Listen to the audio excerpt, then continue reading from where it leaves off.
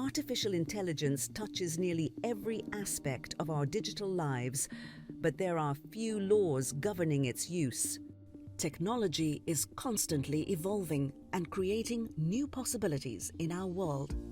One of the most exciting and powerful developments is the emergence of generative artificial intelligence tools. These tools, such as ChatGPT, Gemini and Llama 2, use advanced algorithms to produce original and creative content with unprecedented capabilities. Yet the unknown consequences of machine learning are increasing calls for virtual guardrails to help protect consumers. President Joe Biden used an October executive order to direct AI companies to share results from tests on the safety of their technologies as artificial intelligence expands the boundary of human possibility and tests the bounds of human understanding. But AI researchers say authorities should not rely entirely on companies' self-reporting.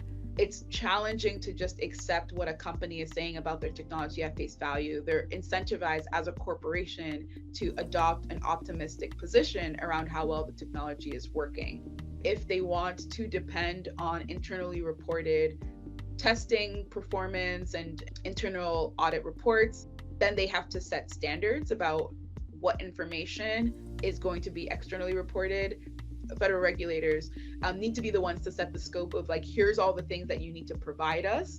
One standard to consider is the number of users on a platform and how they are using AI.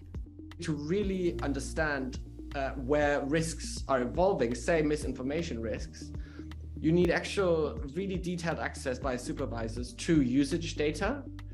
With regards to the leading AI models, the public and regulators are completely in the dark. We don't know how much GPT-4 is being used for generating real-looking news articles. We don't know how much it is being used for cyber-related activities. Meta is one of the examples I look at of a company where even if they're claiming open source accessibility for those that are doing research on these models, the fact that we don't have any visibility into the training data and we don't have any visibility into the training code also blocks a certain type of critique. President Biden's executive order calls for greater transparency, but questions of enforcement and accountability remain. We're talking about maybe 1,000 people on planet Earth who are making decisions that will affect billions of people. The most safe thing we could do around this is hold companies and their shareholders, their boards of directors, criminally liable for the harmful products that they design.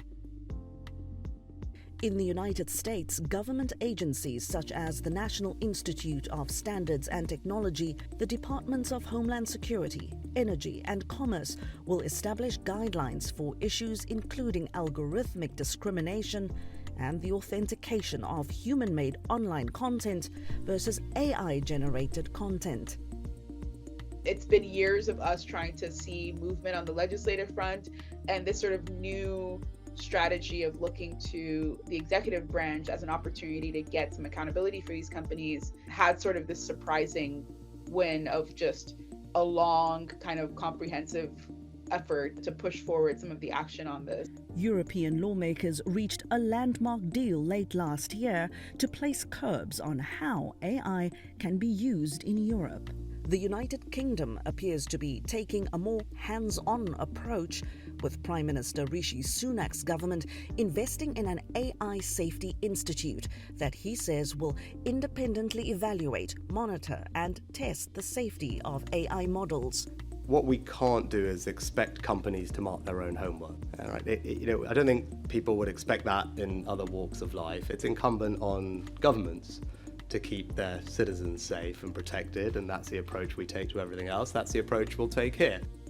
The United Nations has an international AI advisory board of experts across the commercial, academic, and public sectors to make recommendations on global governance of AI and ways in which the technology can help fulfill the UN's Sustainable Development Goals.